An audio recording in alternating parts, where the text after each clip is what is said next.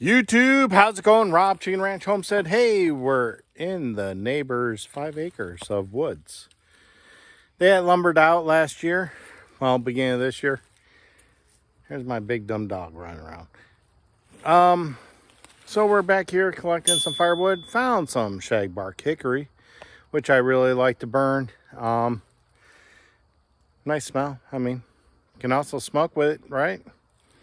But also, if I find some other nice pieces, you know, maybe a little woodworking. Who knows?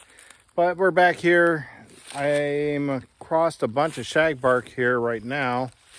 And I see an old, I don't know where it is. It's over there. There's a red oak down there. It was a big tree. They cut it down, but then you can see where the kids, well, the loggers ran a chainsaw into it to see if it was rotten and how far up. That tree was clearly rotten, and that's what was left behind. So I necessarily don't want to go cut it up either. But once you get past probably the first major crotch area, it's probably not rotten anymore. So we can clean that out. But being red oak, it's going to take a year to dry. The tree has been down on the ground since January or February. So not even going to be close to drying, especially being just dropped. But we'll see what we got going on here and see where we're at. See what we pull out, and we'll go from there. All right, here's that Shag Bark Hickory that I was talking about. It came from crotch area, the old steel 180C.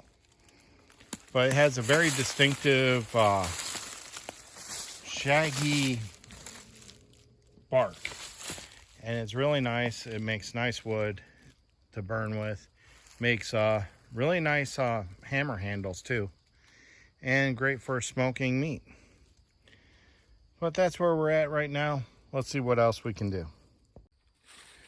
So some may ask, why do you log out your acreage, your forest acreage? It's part of conservation, to be honest.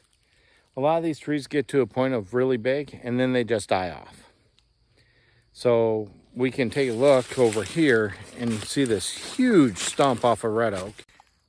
That's a red oak stump. That tree was probably getting to the age of where it needed to be cut. Shortly after, they will start to rot out.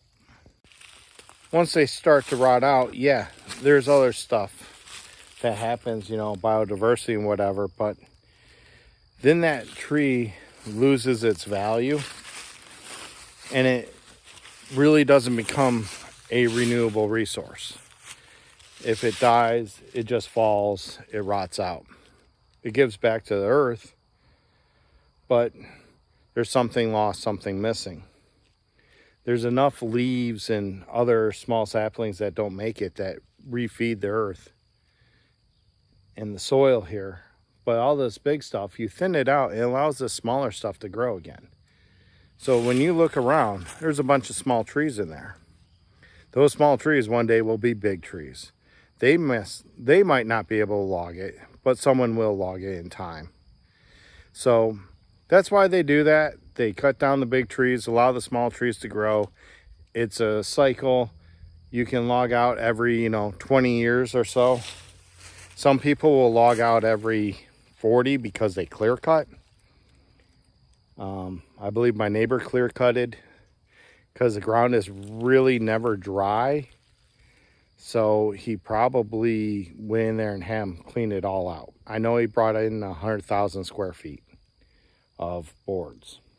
So that's why they do it. You'll see these trees one day be bigger. Maybe not in my video. I might not be around. But one day, those trees are going to be a lot bigger. And they're going to have a value. And they're going to be replenishing the earth with new trees. And they'll keep on going. It's a cycle that never ends.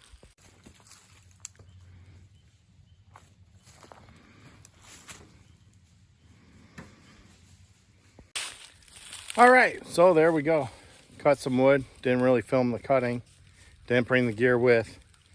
But you can see the pile there. Me and Melly went in there. She came down, give me a hand, bug on my arm. cut that up, little pile. Got some dogwood and some Shag Bark Hickory. Good burning stuff. So we'll get it as we come. We're going to take a load back to the house. It's about, I don't know, 1/8 mile away, maybe a little bit more. And we'll drive down there and just pick up loads as we come and go and work on that wood pile. All right. Thanks for watching. Quick and easy. Pretty simple. Not really showing nothing. But remember to like, share, subscribe. Only 5% of you are subscribed to the channel. Please subscribe. And I will see you again here at the Chicken Ranch Homestead.